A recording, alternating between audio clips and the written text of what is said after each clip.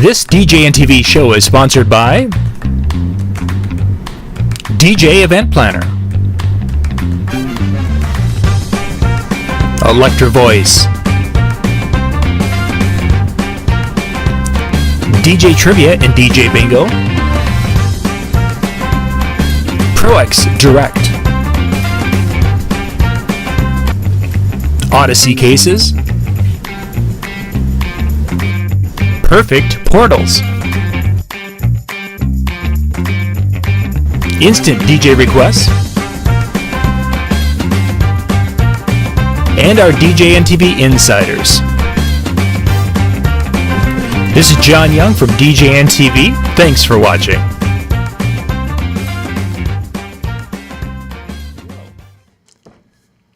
Good evening. Welcome. It is Monday. Might not feel like it, but it is Monday night, and we want to thank everybody for taking time out of your Memorial Day or even in the replay to check out tonight's show. So thank you very much for that. First off, a very big thank you, obviously, to this day's Memorial Day, right? And remembering the people that, lost their lives fighting for our country. So all the family members who have ever been affected by that, thank you for unfortunately having to go through those moments. But special nod, obviously, to your fallen heroes.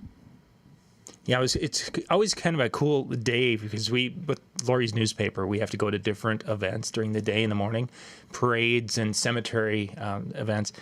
And when I first started doing this 20 years ago, there were still World War II vets in the crowd, and there were families that had, that type of thing.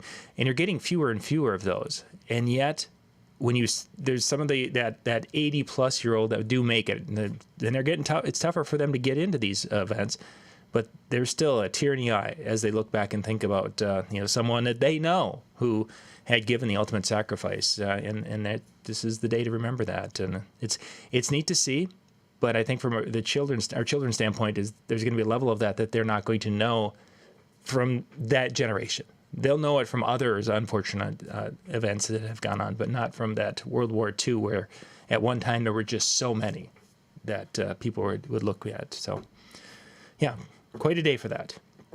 Indeed.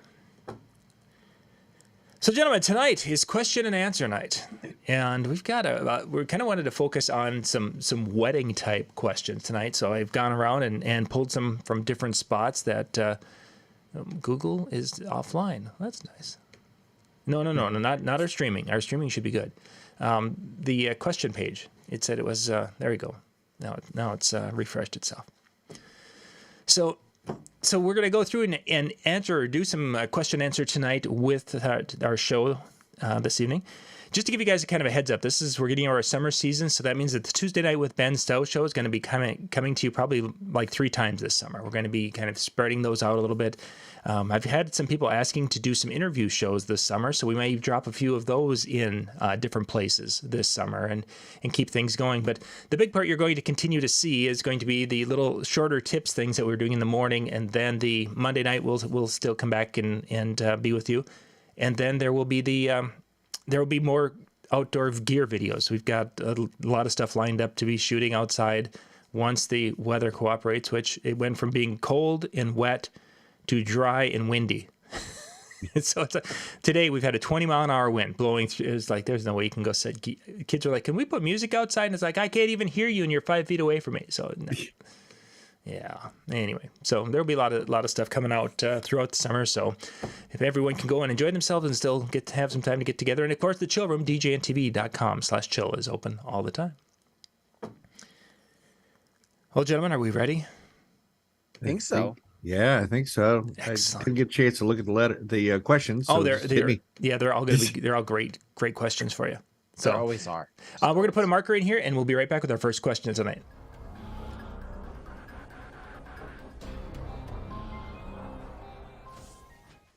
Okay, our first question tonight is, somebody asked if others have a reoccurring nightmare about events. And this is something that was interesting to see some of the responses. And I wanted to kind of get your guys' feel if this is something you have had, if there's something that is not just a one-time thing, but you've had this nightmare, literally while you're sleeping nightmare, not just oh no, I've always worried about that, but when you're out sleeping and you have this and it's happened more than once. So either of you have something like that?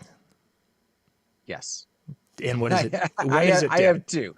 So I have one that's not so much an at night nightmare, but it's the weekend that I have when it's like a rare weekend off, right? Like I've done a bunch of them in a row, or I've had a bunch of events back to back, and then suddenly I have a weekend where there's nothing. And like the week leading into it, and that weekend, I'm like, I'm forgetting something. I'm forgetting something. I have an event. So, did I, like it was on the books, and somehow I'm missing on my sheet. Like it's not on my calendar. Like that freaked me out. But then I have another one that's actually this has woken me up a bunch of times at night, and I imagine that I'm at a venue. It's a venue that I've played a bunch of times, and I'm there, and everything's set up, and then I don't have any of their special music. I don't have their first dance. I don't have their parent dances. I have nothing of those moments where all eyes are on me. Like when there's a request, that's one thing, but when it's the special music and you don't have that, like I've woken up at night like cold sweat, not going back to bed, type of nightmare. I can't say I've had that one. Cubbie, what have you had? I've had the feeling lost, like I needed to be somewhere once on those off weekends, like Yep. you said. Like I feel like I need to be somewhere. I've had those. Not that particular one, Dan, where I didn't have the music, but something just like mostly for me, it's technical things going wrong, like a microphone going out, or just nobody. And of course, everybody has the one that nobody's dancing, But I've had those too. Those nightmares.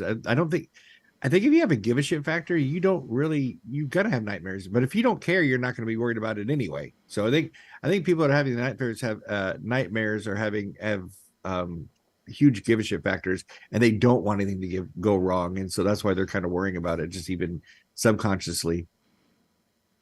But the big one I have had is not music or any. It's the one where I know I have a trip, a distance to go to get there. And it's like, okay, so I need to get there and I need to set up and I need to do this. And then something happens, whether I'm, I start putzing at something at home, but there's always something that I'm doing. And then I start working it's like, I'll never be able to get there in time. I'll never be able to get there in time to get things started. I can't, I can leave and I'm supposed to be playing in 5 minutes. What happened? There was, one time I had to go and pick up my shoes because my shoes were being cleaned. What? That was one of the times it was, I had to go pick up a CD player, and this was like a year ago. I had to go pick up a CD player, and I went to the store and it was like, and then I knew I just could never make it. But it's always that idea that I can't get there on time, even if I give myself. So, that might be one of the reasons why, okay, so I'm supposed to start at 3:00. I want to be ready to go by 2:00. I need to be setting up. I got to get there at 12:30. And then I leave like, the night before almost, that I'm sometimes, or at least it feels like that. It feels like that. But I was wondering, have you ever talked to anyone else? I mean, obviously, I think it's fairly common, but has anyone else ever really shared about that in your discussions? And Yeah, my daughter does. Go ahead, Dan. I'm sorry. No, go. You got it. Go. My daughter talked about it just the other day. It's like, Dad, I just feel like I just had this nightmare. Like nothing went right, at all. And she had the wrong notes for the wrong event. Just kind of like things like she could pull them back up on her iPad, but we're so there's things going through it. But yeah, she said she had the same nightmares or some nightmares as me as well. Yeah, I've had some friends that have reached out and kind of that idea of forgetting something like the add-ons, right? So they have uplighting planned to be sold, and they wake up in the middle of the night because they're like, oh my gosh, like they thought like in their brain they were at the wedding and didn't have the uplighting, like didn't have whatever this add-on that was totally gonna make or break whatever was happening. But yeah, just kind of that same idea of just like, oh my gosh, like I'm forgetting something that I need to have. That one, the question you put in there, I'll get to that one. So just to let you know that I got that, and I will add that, and we will get to that tonight. Yeah, that the idea of having that one usually doesn't hit me at night. I've had that moment of that feeling generally where that has hit me is like you're eating lunch, the day before or something, and you're just kind of calm and everything, and all of a sudden you just get that anxiety hit or that right in the chest, and it's like the stress. It's like, oh, did I forget? Do I have? Where's the contract? I need to go log into DJ Event Planner. I gotta find out if I'm forgetting something. Yeah, that one. That's that one gets to be kind of a anxiety driven area there for sure. Yes, so we all have some sort of nightmares when it comes to this stuff. Our subconscious works on us during the day and at night when you're doing this stuff. But I think, as Cubbie said, a lot of it is if you've got that, give a shit factor, you're going to be kind of fretting the details, because that's kind of what they pay us to do, is to fret the details. So hopefully they don't have to. So yeah, get a T-shirt made that says, give a shit factor, 100. 100. 100, man. We got it. We got you there. So, all right, let's jump to our next question tonight.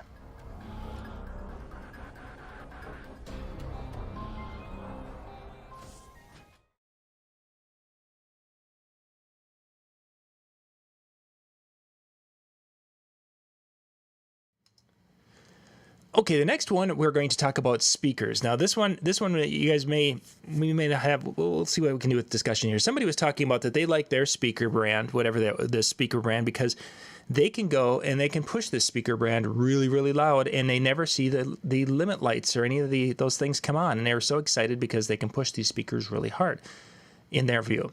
They don't like this other brand, which we're not going to name, because they say, oh, the limit lights kick in on those way too early, and they shouldn't be that way.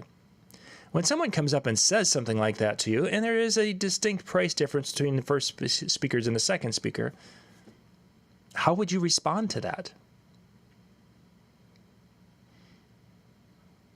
Go for it, Cubbie. For me and my DJs, I like to have that limit on there. And the reason being is it tells them that they're going to be pushing too hard. They might not have the experience to know when it's going to blow, or they're pushing it too hard for too long. So I always tell mine, like, look, do not ride the limit don't ride the limit, period. It shouldn't, but yeah, I love the limit sign on mine, because I said, let's my newer DJs or my less experienced DJs know that they're pushing them too hard, without that. And I wouldn't want to push anything too hard anyway, for, not worry about the limit notification. Yeah, I mean, the thing that I always come back to is, that limit is there for a reason. So if you've got company B has the limit and company A doesn't, it doesn't mean that company A's speaker is that much better. It just means that it doesn't have that piece to protect itself. And really, that's what we want to have, right? You don't want to be blowing speakers and having to replace parts or replace the speaker because it did something it shouldn't have, right? Or you didn't know what the settings were to make sure. And in the heat of the moment, I get it, right? You want to get that extra sound, right? Maybe by the end of that, you have ear fatigue, so you started cranking it up even more, and next thing you know, it blows, right?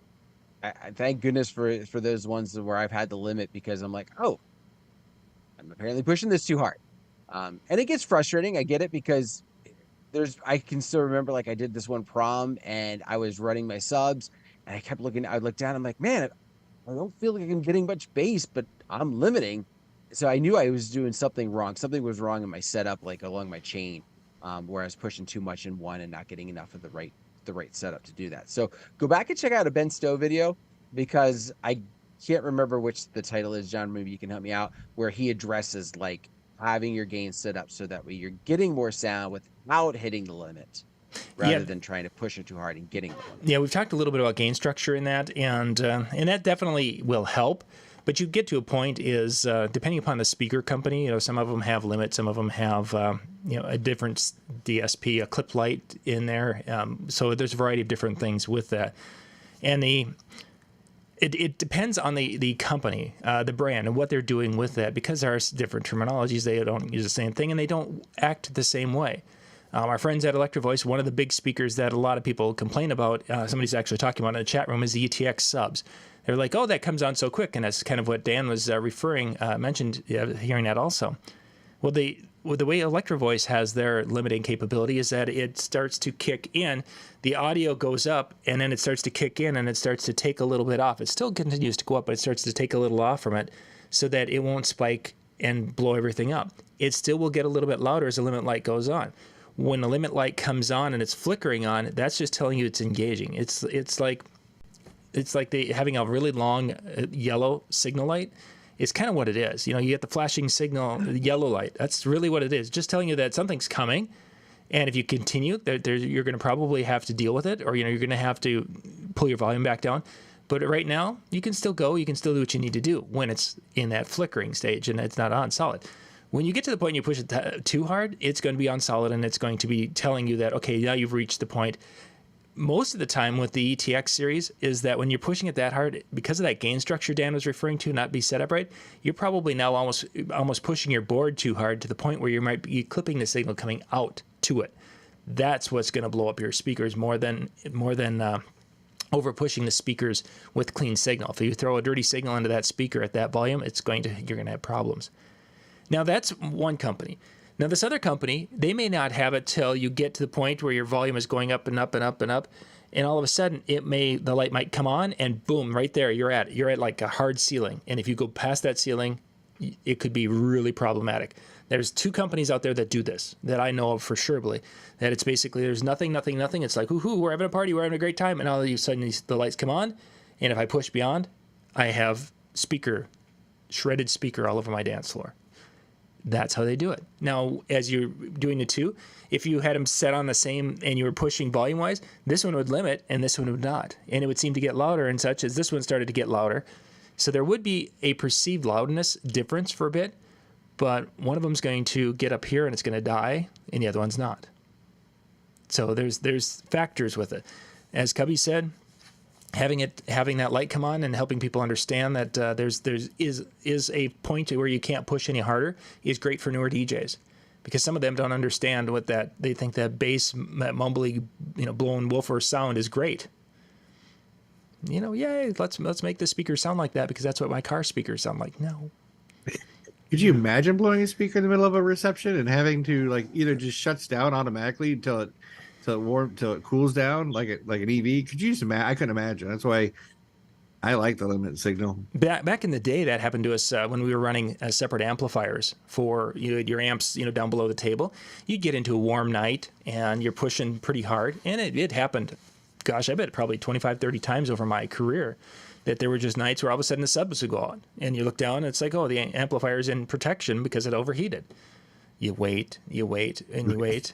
And because of those were PV amps at the time, and there's a volume knob on the front, so you turn the gain knob down a ways. So when it kicks back in, that it's not back full bore, full volume, and it comes back, and then you can start working it back up, and then you get to the point where you screwed it up, and then do it out again. You got a red line to headline. That's funny. Corey, I've got to say, Corey said, my son used to say, you got a red line to headline. I fired him. That's dedication, Corey. That's dedication. That's the quote of the night right there. That's funny. Yeah.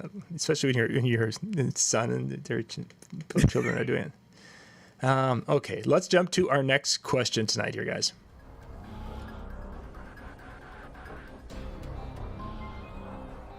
Flip-flops. All right, for our next one, people like the shoe game. A lot of people are still getting back into it again in some areas. Some people are getting away from it. But one thing that's kind of disgusting is if you do it during the dance, those shoes are pretty, yeah. So you don't want to do that. And somebody was asking, what are some options? Instead of using shoes, what other props would you use to differentiate between your bride and groom? And then even situations right now you're going to run into where you have a groom and a groom or a bride and a bride. So you've got a variety of different things, and people are still wanting to have fun with a shoe game type of activity. So, gentlemen, what are some suggestions? What have you seen? What have you used? You go first, because I know what you're doing, and I've got a few other directions to go. Nice. I use black and white flip-flops, Old Navy, $3 flip-flops, black and white or black if we have a same-sex couple. I've seen other ones in the past, but in the past, but I'm gonna let Dan share what he uses because I don't want to step on anything he has. But Old Navy black and white flip-flops, they're very flat, fit in my case very nicely. I will give you a hint that I like to do at the end of the shoe game really quick is I like to invite one of the brides and groom's parents up there unannounced. Like they have no idea. The bride and groom, of course, approve it, but then I invite their parents up and see their eyes and ask them about 7 questions, and it is hilarious. I'm like, well, John and Lori, how long many of you guys been married? We've been married for 32 years. So you guys got to be pretty good at this game, right? So then we start asking the questions, but inviting the parents up after the bride and groom without them having any knowledge. The bride and groom, of course, approve it, but their parents had no idea is hilarious. It's a good twist. Nice. So like Cubbie, I do use the flip flops. That's been my go-to for a little while now, from this kind of same standpoint of just like disgusting, like don't take your shoes off type of thing. But some of the other things that I've either gone the direction of, or I've considered going, or I've even just heard of. One time I've also done, like when I've been at a brewery, I've had couples do their drinks. So how many times have you gone to the bar, or at least you're by the bar, and you see like her drink, his drink, or or his whatever it is, but they have their own signature drinks. So they each have those, and then they kind of hold them up, and then I've gone so far with a couple of them where, well, if you don't agree, then it's time to take a drink. Like you turn it into a drinking game. You got to be a little careful with that one, but still having their own signature drinks. I've had, especially for same-sex couples who want to go this direction, if they're using 2 color tones, picking up something like even just putting them on a stick with like a piece of cardboard type of idea, almost like a photo booth prop type of piece. But because there's the 2 different colors maybe that they're using for their wedding, you just say, okay, this is Susie's and this is, Samantha's, right? So you've got whatever their color is, and you identify it that way. I've had some people, when you're having, heterosexual couples, do a Barbie and Ken doll. So that's another direction that you can go. So they're holding up dolls as opposed to shoes, as opposed to something along those lines. So those have been kind of the ones that I've seen stand out. You really can get as creative as even like interests that they have. Yes. So dig into getting to know who they are. Like you could do college mascots if they went to different colleges. You could do. I had one couple. And I didn't go this direction because we did something else, because they didn't want the shoe game, but they were teachers at a school, and one was science and another one, I think the other one was English or something like that. And so, one idea I had, kind of a thought, was, you could hold up a science piece and like a book, you know what I mean? Like something that's an interest that could really also work into that factor. And I think that interest one is the direction I would highly recommend, especially when using, whether it doesn't matter the couple. Because if you can find something that really fit and most of the crowd knows it. I had one situation where one was hard hat and one was cowboy hat. One loved horses, one was a master welder. Everybody knew it. So it was a very simple way to do it. I've got sock monkeys. Those are used quite a bit. I've got the baseball hats that one says bride, one says groom. That are white and black. There's a variety of things, but I think the ones that are most successful are the ones where it fits. One time, she was International Tractor and he was John Deere Tractor. So you have a red tractor and a green tractor. So they held up for the red tractor when it was in. Yeah. So I think that idea of finding something is certainly the best, and you can find that out from their conversation. One time there was someone who liked to cook, and I don't remember. Oh, cook and fish. So one was a soup ladle, and the other one was a little mini fishing rod, like an ice fishing jig fishing rod. Ice fishing is where we go out in the middle of winter, and the lakes are frozen over. There's this thick layer of ice, and we drive out there with a car. We drill a hole through it, and then we use a short fishing rod to catch fish. So that was the international. Where John lives, he does that in May. I do that. Yeah, I just yesterday finished up ice fishing for the winter. It's great. So, all right, let's jump to our next question, gentlemen.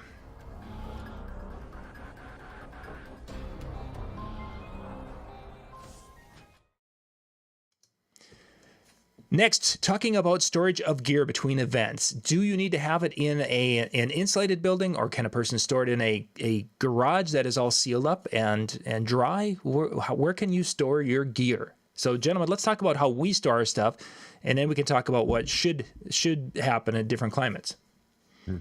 Dan, go ahead. You kick it off. I did last one.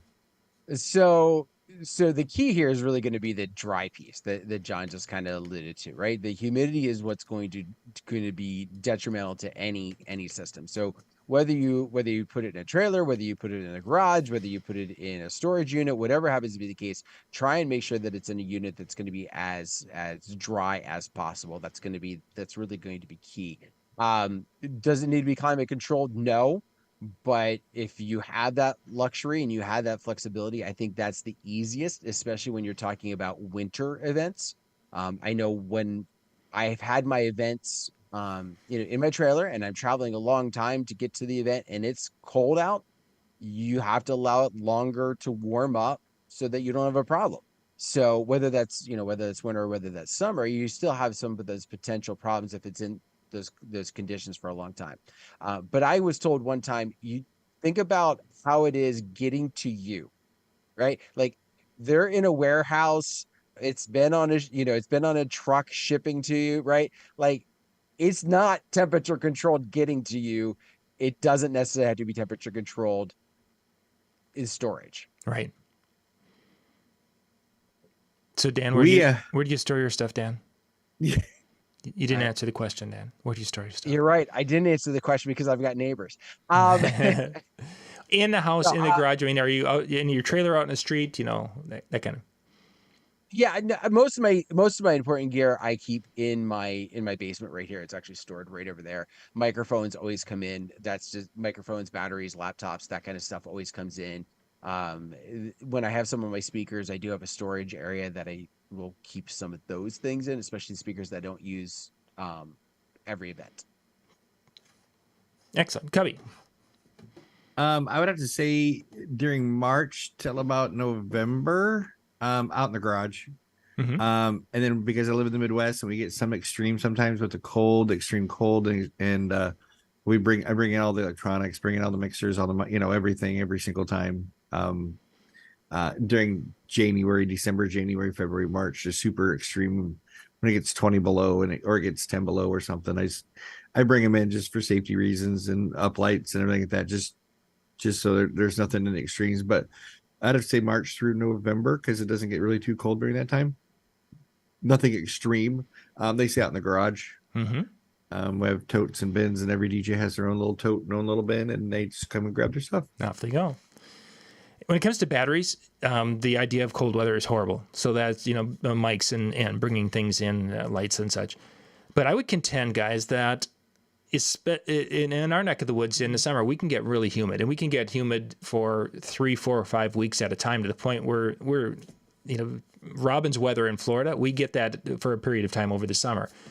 And from my past experience with gear and things, excluding the super cold and batteries, otherwise, when it comes to just gear, as Dan was saying, they ship it and it's not in climate controlled. The cold really doesn't hurt the gear. It's when it comes in, you've got to basically let it warm up and dry off and get ready to go. But in the summertime, if you've got gear that has been stored in a dry area, but the humidity can get to it, I have speakers that are 6, 7 years old that have screws that are all rusted on the speakers because they were stored in a non-climate controlled. It was dry. It was just a building that, pole shed, a cemented out pole shed, and they were on the shelves there, and, everything, other tools and lawnmowers and things are stored in there. But the speakers and some of those screws and different things have got rust on them because they were in humidity throughout the summer. So I think that can be probably your biggest concern when it comes to that is how can you keep it ready to use, whether it's battery and you got to store it that way. But humidity, I think, is a real killer, and you've got to figure out how you can keep it. And when they ship it, I mean, we've all opened up the box with our new piece of DJ gear. It's like, woohoo, look at this. Okay, open a plastic bag. Woohoo, look at this. And then there's that little pack of silica. They're trying to do that. And literally, I have a storage container next to the office here that we bought last fall, and I have some DJ gear that is stored in there, but it's in big sealed totes that have the rubber gasket, and they have like 3 or 4 packs of silica, the big packs in there. I threw those in there, and I ended up opening one up. Let's see, I put them in November. I opened one up a couple of weeks ago, and everything was just perfect in there, and it was all nice and dry. But if I wouldn't have that, I wouldn't leave them in that storage container for summer because of the humidity. So, yeah, weather.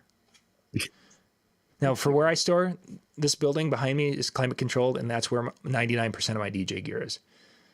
I back the truck in. It's air conditioned in the summer. It's heated in the winter because I don't like to get cold and I don't want to get sweaty when I'm throwing gear around. I'm a wimp. All right, let's jump. I mean, if it can be climate controlled, I think that's great. Yeah. I just, I think if you have that just for your own comfort. Oh, for sure. And this isn't the way it was for, the first, let's see, my daughter's 17 now. So it wasn't this way for the first 17 years, roughly. I think we had the show. Or for the first, before she was born, was when we built this when she was born. So prior to that, it was DJ trailers, and we bring in the critical components, and they sat in the house garage, which was a heated garage with the whole front end of the garage. Lori's like, how can I put my car in here? There's DJ gear all over up here. It's like, yeah, sorry. Let's jump to our next question here, guys.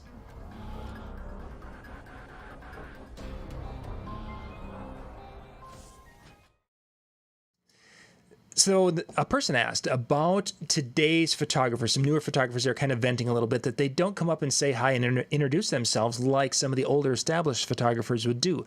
And I've seen this myself with different wedding, other vendors at the wedding, whether it's the videographer, the photographer, the photo booth. It used to be that, we'd kind of go and say hi. They'd come up and say hi and introduce themselves and let me know if they needed something. I don't have that. I don't see that as often. And they were saying that they weren't seeing it either. And I was wondering, I have a way that I deal with this, and I wanted to kind of throw it out there, is if this is a thing, and I think you guys are saying that you've seen it too, how do you deal with it? Let's give some advice with this. So, Cubbie, this is your turn to start this one. Oh, shucks. Yeah, I do see that a lot with a lot of younger photographers. And I'm not trying to pigeonhole any sex, but I think female photographers, sometimes they don't come up all the time. And especially if they got a second with them, if they've got two of them, they're all off to themselves, right? They'll come up and go ahead, they'll introduce themselves, but that is about the extent of it. And then I give them a piece of paper and say, look, here's the batting lineup for today. It's literally the timeline. And I say, here's the timeline. I'm not going to do anything. Let me know where you're sitting. You're more than welcome to put your bag behind my, underneath my table, but, because I have a stand. So they also put me in tables sometimes. Try to be as many as accommodating. Ask them to send me pictures afterwards. Make sure please watermark it, so I can mark it with you and things. But yeah, I don't know what it is, but younger photographers just do not talk. And if they've got somebody with them, they don't come up and talk either. They just do staying off by themselves. What have you noticed, Dan? There's a couple occasions I'll say where I do run into that. A lot of times I kind of beat them to the punch, because by the time I get there, they've already been running around and doing their thing. So a lot of times once I see them, I'll just kind of grab their attention real quick. They're in the midst of doing something. I'm just like, hey, you just want to say hi real quick. And when you get a chance, come over, we'll talk about the order and everything else. I send it to them a lot of times ahead of time. So they've already kind of had some of that conversation with me via email. So it's not so much, I think for some of them, we've already talked, right? We don't necessarily have to worry about that. But I will also say that a lot of the time I'm working with the exact same photographers. I have a set of probably 15 of them that I am working with almost every time that I'm out. It's rare that I get somebody new. So a lot of times when they show up, we're talking, right? We're having a good time because we're friends, and we hang out in that aspect. And, we're getting a selfie with each other by the time the night's all said and done, just to say, hey, it was great working together again. Love to see these, the set. So, yeah, I think, but to also to kind of Cubbie's point with like the newer generation, a lot of times the newer generation is very much a textual type of generation, right? Everything is done via, words on a phone. So I think sometimes that face-to-face heat gets lost because some of those skills are not what they were to some older generations. And so sometimes I think if you have that, if you haven't communicated prior to that day, that might be why you're running into some of those pieces as well. Yeah, I think you're definitely hitting a nail on the head there with that idea. Yeah, I think you're also dealing with you're dealing with some people who are introverts, and it's not that way. They're not wired that way. And many creative people, i.e. photographers, can kind of, if a person is going to pigeonhole, are they going to be more charismatic or more of an introvert or, extrovert, introvert? They're probably going to fall more to the introvert side of it. So there's just some things I think that are all coming together, and it becomes one of those situations that it should, to a point, almost be our job, because we're usually there before they are, because they are off taking pictures and they get there. And, most of the time when I see somebody with a camera, there's many times I'm shaking hands to, Aunt Bessie, who's just taking pictures because she's got a big camera. It's like, hey, are you the photographer? Are you Jenny? No, I'm Aunt Bessie. I've got a big camera. That's pretty much how the conversation goes. But then when Jenny does get there, my way I like to break the ice is have this really, really, the maniacal stare across the room, that. And then she's like, oh, that person wants to talk to me and, become my best friend. I can see it. That's the way I like to start. Works every time. And then she runs and hides. Yeah, she runs and hides. But no, the idea of going and introducing and shaking hands, fist bump, whatever they're comfortable with, but just to do that. And then, as Cubbie said, is that here's kind of what's going to happen tonight. Are you going to be this, that, and the other thing? See where you're seated. Are you going to need? Do you need anything from me? If there's anything, we're here to make each other's night better, type of thing. What's big around here lately is these photography like groups. Like they got like 10 photographers in like a certain one company, and then there's like 4 companies and they have like a stable of photographers, and they're photographers that are just starting out that can't build their own business, so they're kind of working for this little bit of a larger company that will put all these photographers out. So I'll see the name of ABC Photography or XYZ Photography. Oh, I get to work with this person, and no, it's one of their people from their stable. So it's hard to build up. Like I said, Dan relate the relationships, but I do have, like with Dan, I work with a lot of photographers and know them, and we have great relationships. And all the older ones that have been around the industry for a long time are very personable. It's just kind of like, to me, it's the newer ones, the momtographers that just got a camera and want to take pictures, and they're just not very, I haven't learned how to market or network yet. I mean, because I can send them a lot of business, I'm just like you guys can. Mm-hmm. If I enjoy working with them and they get their product out on time, they do a nice job. Sure. I definitely would refer them. Probably the one that is still my biggest pet peeve when it comes to photographers is one who treats their clients well and doesn't talk dirt about them behind their back, as far as when they're like, yay, oh, smile there, Bobby, great, okay. And, do you know he was drunk and hitting on you earlier? And then, oh, Susie, you look so great. Do you know that she is the biggest so and so ever? And it's like, oh, what? You're saying this? Anyway, all right, we got a lot of questions lined up here, guys. So we're going to jump to our next one here.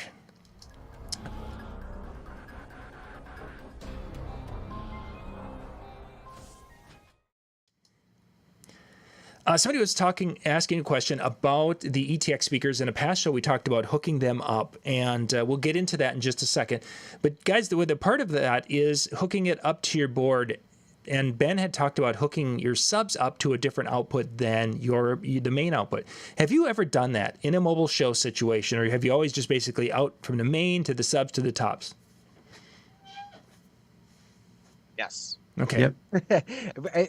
Let me phrase that, because for me, I like to be able to just run as few wires as possible. So for me, I can go right to the one. In fact, I have power that connects to the one, what they call pigtails, right? So that the one plugs in, the other one plugs into it. So I do that. I have run remote speakers off of the booth output and that kind of thing, which is different. Mm-hmm. Everything else always goes one from one to the other. Well, is that the way you do it, Cubbie? Yeah. Easy peasy. And pretty much I think that is. And there's two rules of thought when it comes to hooking to the booth out specifically, is that there's many controllers. Specifically, the one that I use the most and Dan is familiar with is the 7000, the Denon 7000. That particular one, if you run the booth out to your subwoofers as an example, one of the big advantages of that is that you can not have the microphone in the subwoofer feed. And the 7000 does that natural, or it's the default is no microphone in that sub feed, if I'm not mistaken. So what you're able to do with that is everything that would have gone through the subs from the microphone, which is generally kind of a feedbacky, weird little anomaly, none of it's there because there's no microphone going to the subwoofers. That's really the only time a person wants to have that, unless you have an unusual situation where your tops and your subs are not matched up whatsoever. And what I mean by that is that if you start the night out at one volume and your tops and you're getting that volume the same and they're hitting everyone the same, then as the night goes on, if for some reason your top doesn't have the same gain ability and the subs all of a sudden are hitting people harder than your tops are, then it's one of those things that you either are turning on your 3-band EQ, or you're going to your subs and turning them down, or if you've got the booth, the subs on the booth, you can bring that down, or an auxiliary send. So it's a microphone thing, or it's to give you the ability to bring that sub down, that sub sound down a little bit without having to walk out there and turn the back of the subs down. I have at times had to go out at a show and turn my subs down a notch or two, not because they were so much overriding the tops. It's just that kind of bouncing back to that limit. The thing is, the limit light was coming on a little bit too hard.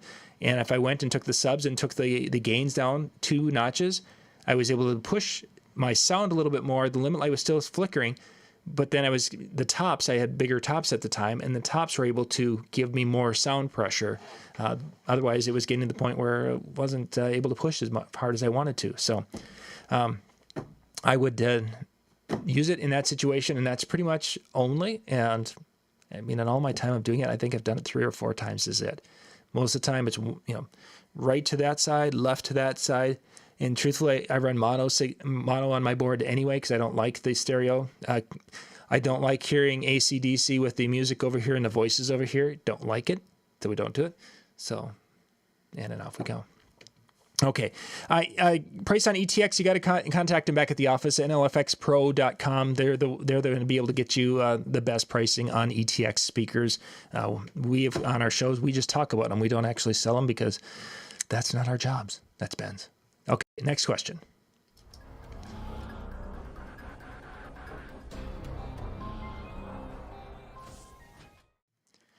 So concerts, DJ receptions, everywhere we perform, we put the speakers in front of, basically it's like, here we are, the speakers, and it's into the crowd. The speakers are in front. As soon as we go to the ceremony, we're putting the speakers in back. Why do we do that? We put those, I don't. I put them up front. Okay, Dan can't answer this question. Cubbie, so... Sorry. No, I think... Go ahead, Dan. Yeah. So Dan, let's flesh his out. So why don't you put your speakers in back? Because you've seen pictures. I mean, let's face it. Mike Walter's got pictures from 1,000 weddings, and you never see that speaker from the front of the room. It's always in back. Well, and I think a lot of people put them in the back because that's where you are, right? Like that's the easiest thing. Like your setup's here, so you run it to there. And I've had a lot of people even go to the simplistic ceremony setup where everything's on a single tripod. You hook a tray onto the tripod and you go right into the speaker and it's all right there. But what I've often noticed is, and this is, sound is coming from the front. Right, like the officiant is up front, and if you're having a bride and groom, the bride is walking from the back to the front, so she wants to hear the music the whole way through. So if I have my speakers sitting up front and I put one on each side, shooting at the crowd, all the sound is coming from where it's supposed to. I can be anywhere I need to be. I use in-ear monitor systems for wireless send, so I can put my speaker where I need it to be. Without having to worry about where I am. But shooting it from the front makes it a little bit nicer. That's why I do it. And I started doing this. This is my second year now doing it. And I've had videographers who are very happy about what I'm doing. I put them far enough out so they're not in the pictures, but yet the sound is coming the way that it should be. And so much easier to control feedback because my speaker isn't pointing right at the microphone on the officiant. Cubbie, where do you put these speakers when you're doing your ceremonies?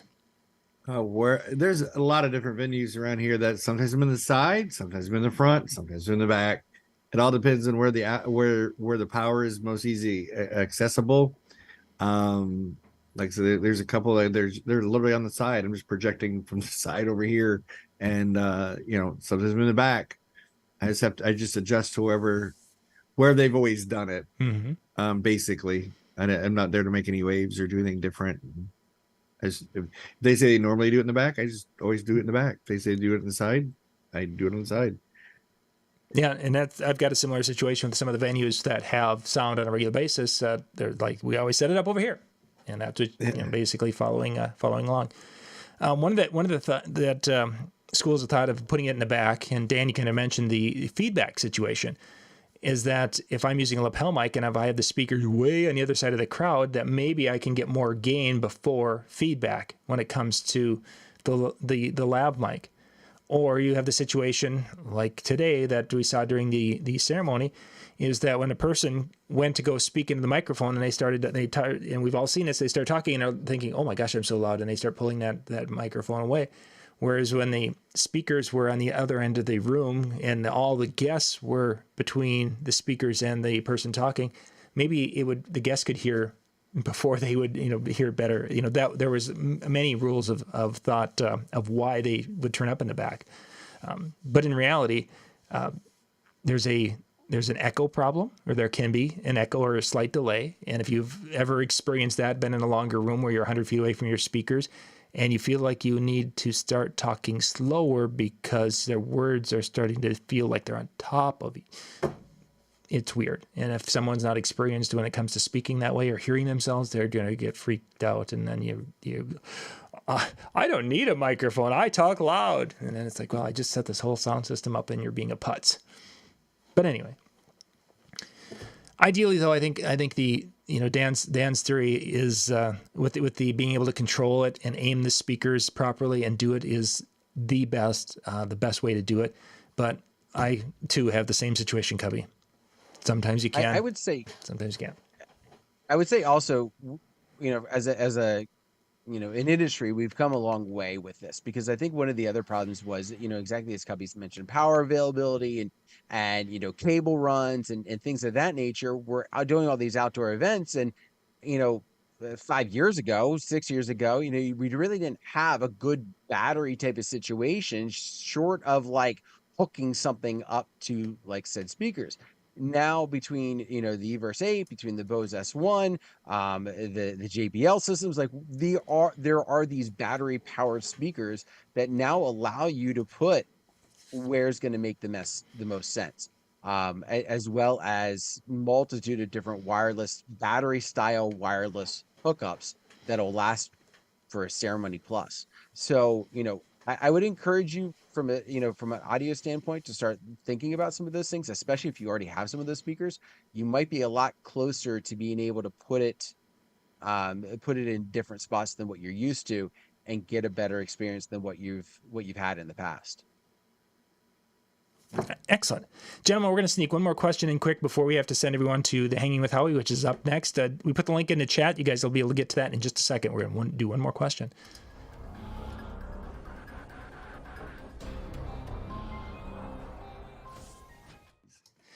Okay, our last little question. This one's going to be kind of a fun one. Your very first audio mixer that you used for your DJ system. Cubbie, you said you had one. What was it? Yeah. Well, I was working for somebody else, because everybody starts, working for somebody else. And I had an American Audio system with a Denon 2 CD player down below. And that's exactly what I had. So we always had like 4 or 5 CDs, whatever route you're going to go, you're going to pray that they're not scratched, and, but yeah, the American Audio 4-channel mixer with the Denon CD player, dual CD player, not a fiber, just a dual. And then like I said, you pulled them out of that binder, you prayed it wasn't scratched. Oh man. Dan, what was your first one? First mixer, Gemini. Oh yeah. I don't even remember the model at this point. It was a 19-inch rack mount mixer, and very similar to Cubbie's. Like, we had the CD players that were, that I had tucked into there as well. But yeah, it was a Gemini system. Very first one was a PV, because we were, an audio shop was about an hour from us, and they were huge PV dealers. It was a 9072, which was a 4-channel mixer, whatever. But it was actually a sweet little mixer, nothing like what you would have today. And so noisy. Thinking back to it, we actually found one of them about 10 years ago, and we hooked it up, and it was so noisy comparatively to better quality stuff. But that price for that one, that very first one, is $325 we paid for that mixer. And then I think when the last couple of mixers we bought some nice Newmark ones at the time, and I think we were like $250, and they were so much better quality, sound quality wise. Crazy world. Gentlemen, that's it. That's it. Hanging with Howie's up next. DJNTV.com/chill. Tomorrow morning, I've got a tips video up. If you missed Bill Herman's little session today, it was actually kind of a fun one, talking about a musician that made a huge sacrifice in World War II. If you haven't heard that story, go listen to today's Bill Herman's little thing. It's not much DJ related. It's just kind of more of a history lesson. And I did not even know that little story. It was interesting to hear the sacrifice this person made, and how they were instrumental in helping, and yet some of the music that we have played came from this person. It was pretty. I did not know that. So, and then Wednesday morning, Dan's got his Wednesday morning tip video, and then some of our Howie show and Brian show. Those go on record Monday and Tuesday nights, and then Wednesday nights we have one of the recordings that from each of those that go up. So, yay! I think that's it. Dan, you going to take us home, and I'm going to get things ready to flip over. If I don't, does that mean we hold Howie hostage? Everybody, thank you so very much for taking time out of your holiday to join us. There was a lot of people giving some things in the chat and some new names that I'm not familiar with from before. So thank you very much for tuning in and spending time with John, Cubbie, and myself. Have yourself a great night. Be safe, and we'll see you next time. Bye, everybody.